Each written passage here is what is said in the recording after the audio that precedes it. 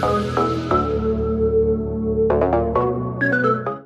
Touchline Trends, we are having a discussion about Chelsea. Liam Rosenior, his fourth loss in a row. He needs to leave Chelsea, and I'm going to explain to you why I think Liam Rosenior needs to leave Chelsea as of now, and also what is going on wrong. Let's go into details, looking at, is it coming from the sporting directors, the owners, the players, or the coach, or the tactics? Where is the mistakes coming from, and why is he losing 4 games in a row? We are going to break everything down for you. We will watch a video of his interview after the game, what he said, what he discussed, and after that we'll look at how does this implement Chelsea's season, especially for the Champions League qualification. Remember, this show is brought to you by MyBets.Africa, the #1 betting platform in the country. I would advise you to always bet on their platform. They are giving amazing odds, amazing options. Today, I found out that they are having this amazing option, player shot on target, with huge odds. So on the screen, you will see a graphic that shows Liverpool's game they played. Looking at Dominic Szoboszlai, he's one player that plays a lot of shots in game, and Dominic Szoboszlai's shot, 2 shots or more, is at 1.67, the highest odds I've ever seen. Even Liverpool win wasn't that high. So you need to join the MyBet.Africa family right now. Scan the QR code and register. Go to player selections, and also you can bet on options that I just mentioned. And one thing they are coming up this season that I'm so excited about is their in-play live bet builder option. It's amazing. When the game is going on, you can still make your live bet and bet on the teams to get enough corners. This number of goals would happen. This team, after going a goal down, I think they'll come on to win. So join the MyBet.Africa family, scan the QR code or go onto the description, click the link and register on their platform and win amazing. Don't be restricted based on some betting platform. MyBet is giving you the leeway to bet on their platform and go on to win amazing money with them. Let's go into the interview Liam Rosenior had after the game against Everton, and after that I'm going to break it down. Where is the problems coming from? So let's watch the video. Pointing evening so far, in terms of the things we've spoken about, not gifting goals away, making sure we're in the game, getting control of the game. It wasn't there, and it turned into a really difficult evening where the result and performance was nowhere near what we expected. So basically, he's trying to say that he told his players about not giving out goals away. He told his players about not trying to make mistakes that will lead to goal. Let's watch the 3 goals Chelsea conceded. The first goal was from Fofana, Sanchez, bad communication between them. Fofana was supposed to close down Beto, making sure that he distract him from getting a shot on target, and Fofana felt that Sanchez would be coming out enough to pick up the ball. So miscommunication between the goalkeeper and the player led to Beto scoring the goal. The second goal, an individual error by Sanchez, a player playing on his near post, going through his leg, with that second goal happening. The third goal, Caicedo was so give Njai that freedom to be able to shoot from that angle to score. And watching the game in full, one thing that really struck my mind was these players are not playing for Liam Rosenior, and that is the truth. They are not playing for Liam Rosenior. The ball Chelsea were playing today shows typically some players playing against the manager, or they are playing to the extent that the manager will be sacked.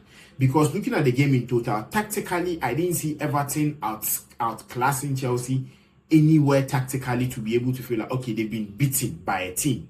But I think you could see players making individual error, misplaced passes, not covering grounds, not closing up, not making sure that they are shooting from afar. A lot of individual errors led into this game. That's why in his interview, he stated that he felt that they shouldn't be giving goals away, but they gave goals away.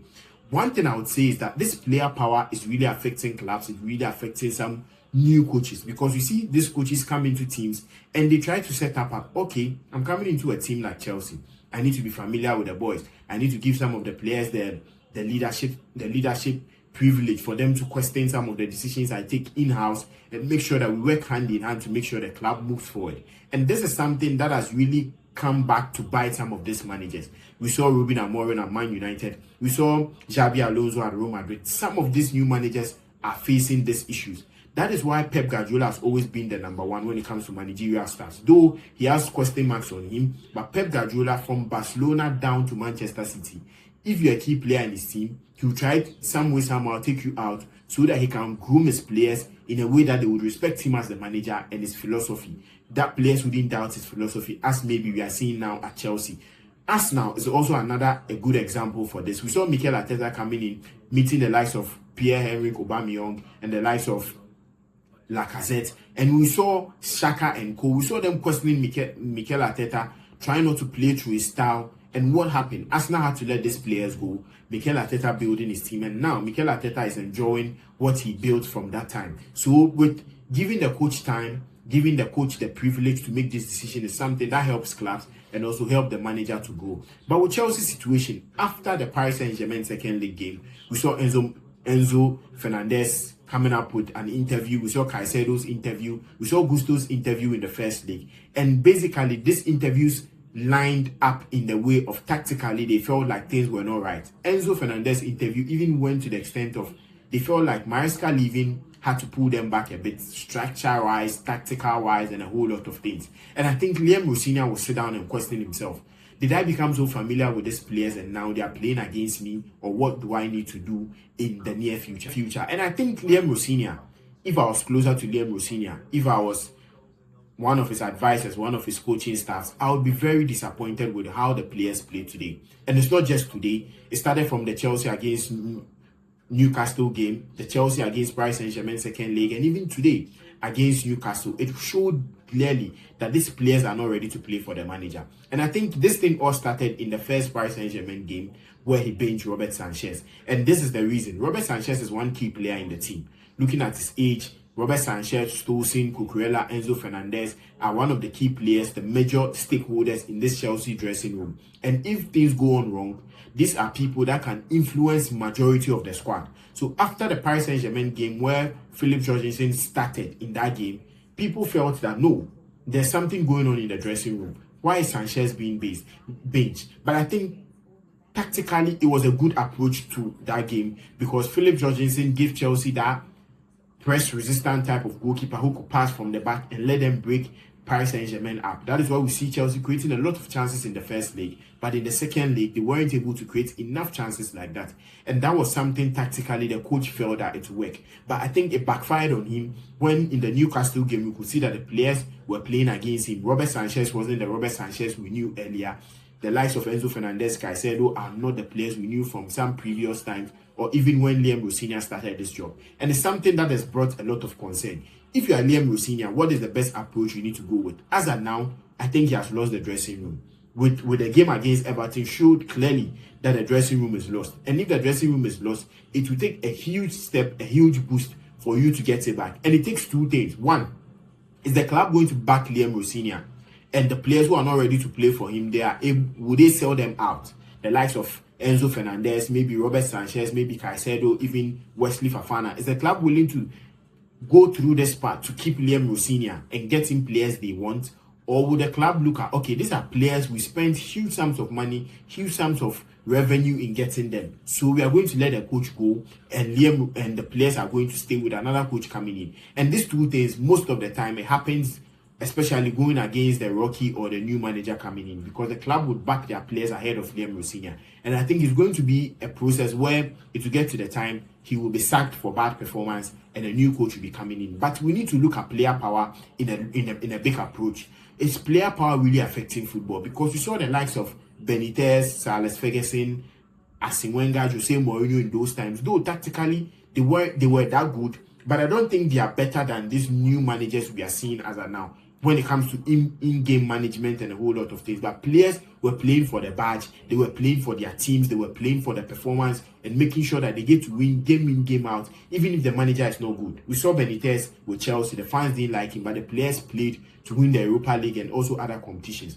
But why is it now player power has been so influential to the extent that players feel like we can go into this game, lose the game, not thinking about qualifying for Champions League, but thinking about getting a manager sacked? That has been one big problem. Looking at Chelsea, this is not the first time it has happened. It happened under Jose Mourinho, where the likes of Eden Hazard and rest were just playing for him to lose. He brings on Willian and Ramirez in the second half. They come in and perform so well for him to win in games. We saw it under Pochettino. Caicedo at the end of the season said that Pochettino is just making them run, no tactical discipline within there. We've been seeing this thing going up and down, and Liam Rosenior is another victim of this.